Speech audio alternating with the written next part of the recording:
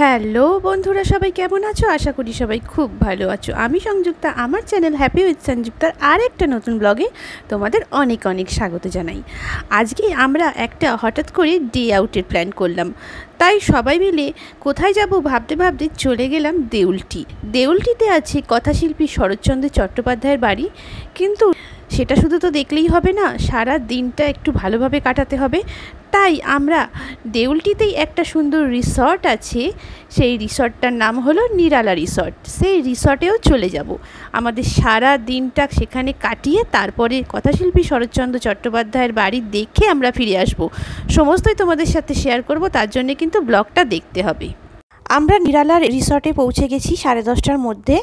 যেহেতু আমরা একটু সকাল সকালই বেরিয়েছিলাম, সেখানে গিয়ে আমরা একটা রুম নিয়ে নিয়েছি ডে আউটের জন্য, আর তার সাথে এই খাবার দাবারের প্যাকেজটাও নিয়ে নিয়েছি। রুমের সাথে এই খাবার দাবারের প্যাকেজটা পার হেড আমরা সেইভাবে বুকিং করে নিয়েছিলাম। আমরা এখানে প্রথমে ব্রেকফাস্টের জন্য চলে আসি। ব্রেকফাস্ট, লাঞ্চ সমস্ত কিছুই এই প্যাকেজের মধ্যে। সন্ধ্যের যে চা বিস্কুট সেটাও এই প্যাকেজের মধ্যে ধরা হবে। আমরা ব্রেকফাস্টে বুফে সিস্টেমে খেলাম। ব্রেকফাস্টে ছিল কচুরি, এছাড়া ছিল ছোলার ডাল, আর ছিল একটা করে সন্দেশ আর চা। 2 রকমের চাই ছিল, কেউ যদি লিকার চা খেতে চায় সেই লিকার চা, আর দুধ চায়েরও অপশন ছিল। রুমের বিভিন্ন রকম অপশন ছিল, 2 বেডেড, 4 বেডেড। আমরা যেহেতু 4 জন ছিলাম সেই জন্য একটা 4 বেডেড রুম নিয়েছিলাম। রুমটা খুবই ভালো ছিল, রুমটা তোমাদের অবশ্যই দেখাবো। তার আগে আমরা ব্রেকফাস্টের জন্য চলে গেছিলাম। এই হলো সেই ব্রেকফাস্টের জন্য যে ডাইনিং রুমটা ছিল, সেই ডাইনিং রুমটা ভালোভাবে তোমাদের দেখিয়ে দিচ্ছি। তারপরে চলো তোমাদের রিসর্টটাও দেখাবো আর রুমটাও ভালোভাবে দেখাবো। বিভিন্ন রুমের বিভিন্ন রকম চার্জ, কিন্তু খাওয়া দাওয়ার যেটা প্যাকেজ ছিল সেটা পার হেড আমাদের 500 করে পড়েছিল, সেটা ব্রেকফাস্ট, লাঞ্চ আর সন্ধেবেলা চা বিস্কুট নিয়ে। চলো তাহলে তোমাদের রুমটা একবার দেখিয়ে দিই, রুমটা কেমন ছিল। আর আমরা যখন এইখানে ডে আউটের জন্য গেছিলাম তখন শীত সবে সবে শেষ হচ্ছে, সেই জন্য প্রচুর মানুষ আমাদের মতো উইকেন্ডে এখানে ডে আউটের জন্য চলে এসেছিলো। তোমরাও এখানে চলে যেতে পারো, ডে আউটের জন্য খুব ভালো একটা জায়গা। আর এখানে একটা সুইমিং পুলও আছে, আর খুব সুন্দর সাজানো গোছানো রিসর্ট। তাহলে চলো বন্ধুরা, আমাদের রুমটা তোমাদের দেখিয়ে দিই। এই হচ্ছে আমাদের রুম সেদিনকার জন্য। দেখো কত বড় রুমটা। রিসর্টটা তো তোমরা দেখলেই, চলো এবার তোমাদের রুমটা দেখিয়ে দিই। ডে আউটের জন্য আমরা যে রুমটা নিয়েছি, তাহলে চলো। এখানে 2টো বেড আছে রুমে, 2জন করে 4 জনেই বেডে শোয়া যাবে। এখানে একটা টেবিল আছে, এখানে একটা আয়না আছে, এখানে একটা ফ্রিজ আছে, এখানে ড্রেসিং টেবিল আছে। রুমের মধ্যে এসি ছিল, তারপর একটা সোফা ছিল, টেবিল ছিল, আর ছোট মতো একটা কাবার্ড ছিল। আর চলো তোমাদের ব্যালকনিটাও একটু দেখিয়ে দিই। রুমটা খুব বড় আর স্পেশিয়াস ছিল, আমাদের রুমটা খুব পছন্দ হয়েছিল, আর ব্যালকনিটাও দারুণ ছিল। এখানে আছে 2টো কম্বল রাখার জায়গা, কিছু রাখতে পারবেন এখানে এই জায়গাগুলোতে। আর ব্যালকনিটা দেখিয়ে দিই আপনাদের, চলুন। এটা হচ্ছে ব্যালকনি, এখানে সুন্দর একটা বসার জায়গা করা আছে ব্যালকনিতে। ওইদিকে সুইমিং পুলের ভিউজটা আছে, এদিকে একটা সুইমিং পুল আছে। এই সুইমিং পুলে আমি নামবো না, আমার বোন আর হাজবেন্ড নামবে, তখন তোমাদের দেখাবো। সুইমিং পুলটার জন্য পার হেড 50 রুপিস করে আলাদা করে চার্জ লেগেছিল। চলো বাথরুমটা এবার তোমাদের দেখিয়ে।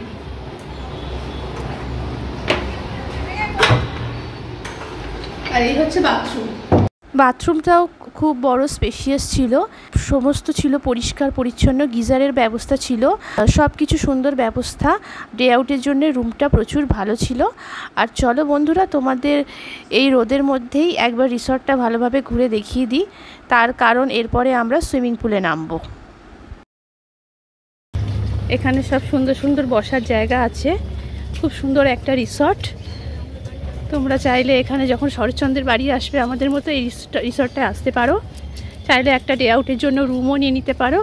আর খাওয়া দাওয়ার প্যাকেজটা খুবই সস্তা আর খুবই ভালো সুস্বাদু খাবার। ব্রেকফাস্ট করলাম আমরা, কচুরি আর ছোলার ডাল, অনেকগুলো দোলনা আছে, বাচ্চাদের খেলার অনেকটা বড় জায়গা, সুন্দর সুন্দর ফুল।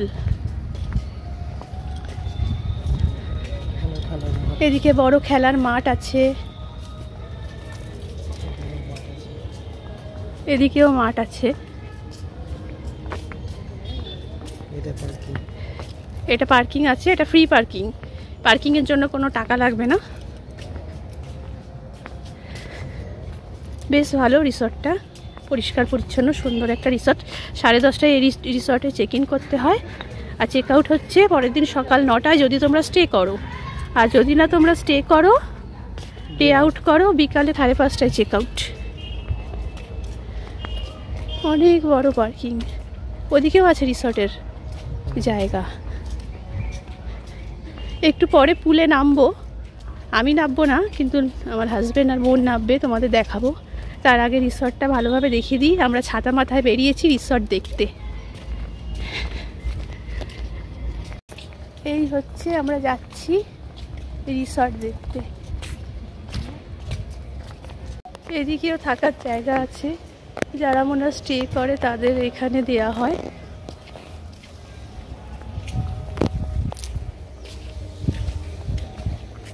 সুন্দর সব জায়গায় জায়গায় বসার জায়গা, দোলনা আর গার্ডেন। রিসর্টটা অনেক বড় ছিল, সব থেকে ভালো শীতে আসলে তোমরা এই রিসর্টটা আরও ভালো এনজয় করতে পারবে। ওইদিকে আছে, বেশ ছাওয়ার মধ্যে আছে দোলনা।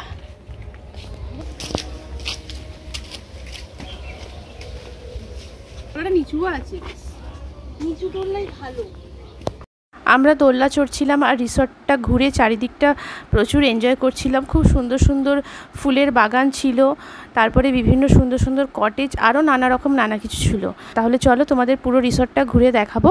তার আগে এখানে আমরা সবাই একটু দোলনা চড়ে নিচ্ছিলাম, বেশ ভালো লাগছিল। আর দেখো রিসর্টে কি সুন্দর সুন্দর এখানে ফুলের গাছ লাগানো হয়েছে, গাছগুলো দারুণ ছিল। মন ভরে প্রাণ ভরে আমরা রিসর্টটাকে উপভোগ করছিলাম। এরপর আমরা রিসর্টটার পেছন দিকটা চলে এসেছি। এখানে দেখো একটা বড় জলাশয় আছে, আর ওই দিকে একটা জাহাজের ডেক মতো করা আছে। আর ওইখানে উঠে জাহাজের ডেকটা আরও বেশি ভালো করে বোঝা যাবে। তাহলে চলো, ওই দূরে যে দেখছো বসার জায়গাটা, যেহেতু আশেপাশে জলাশয় আছে, ওই জায়গাটা খুব ঠান্ডা ছিল, ওখানে তোমাদের দেখাবো গিয়ে।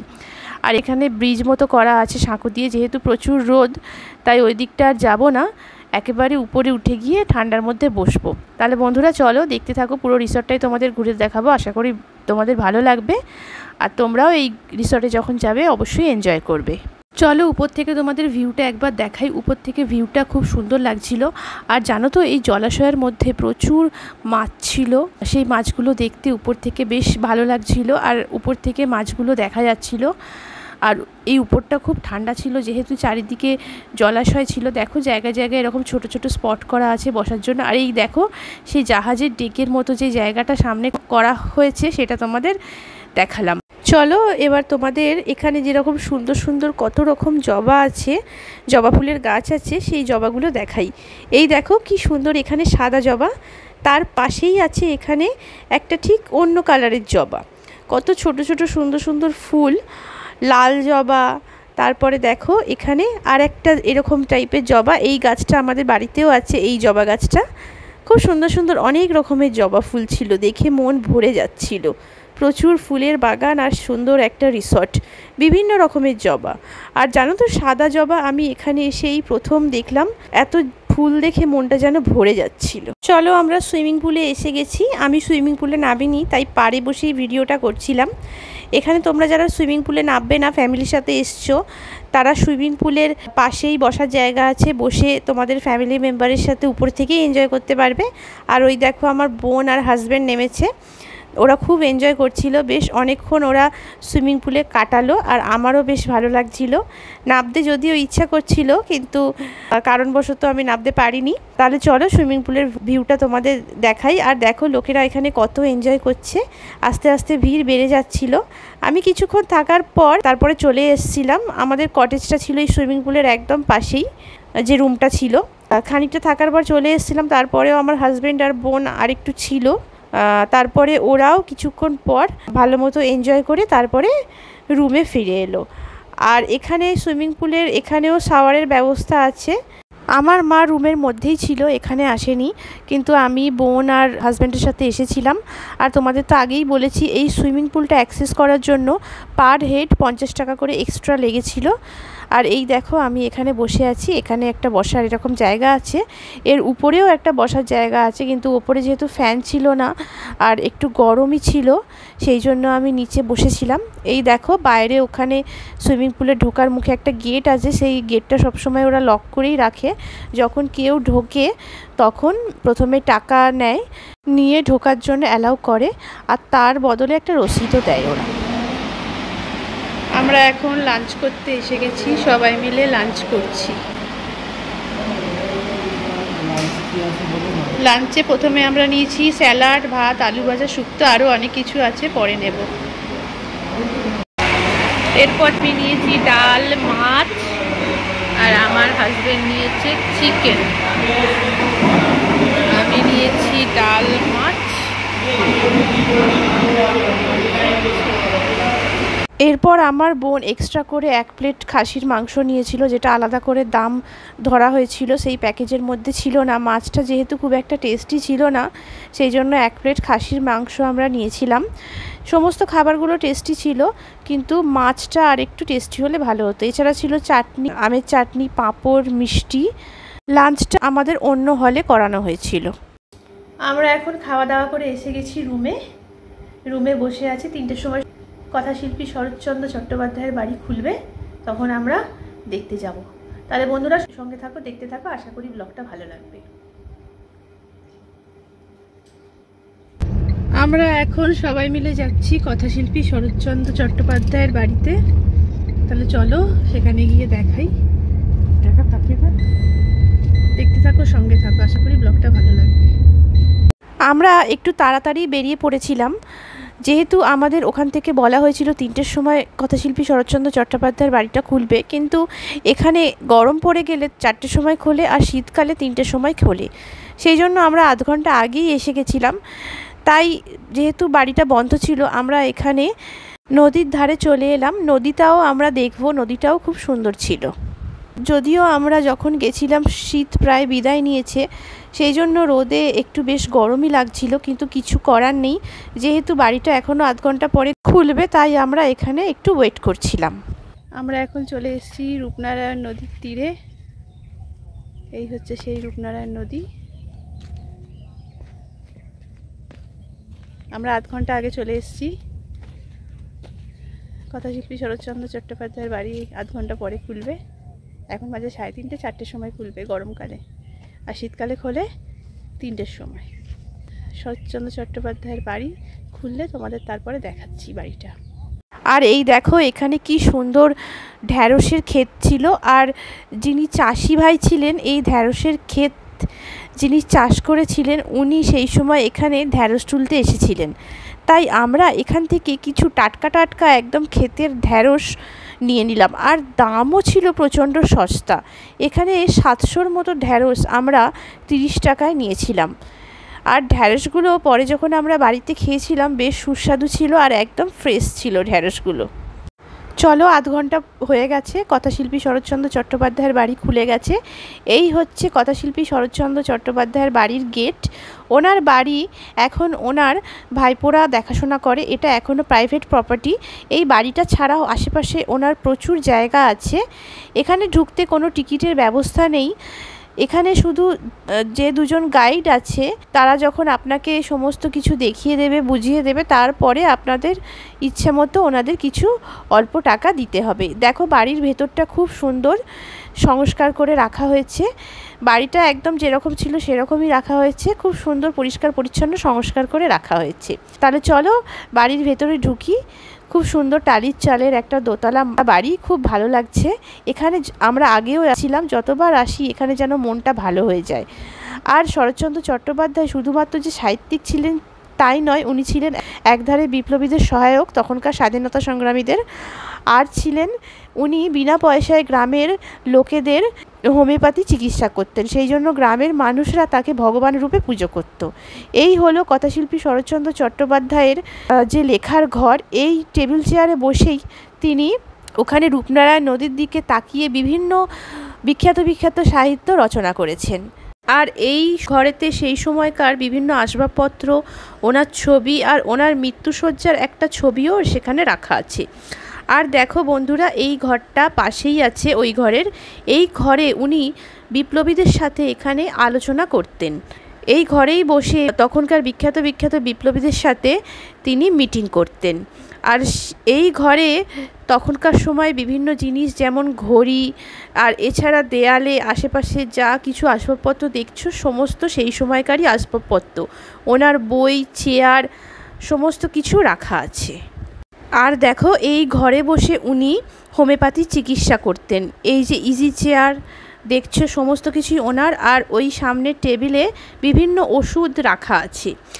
এই ঘরে বসেই উনি গ্রামের মানুষদের চিকিৎসা করতেন। আর দেখো সামনে একটা খাঁচা তোমরা দেখতে পাবে, এই খাঁচাতেই উনি ময়ূর পুষতেন।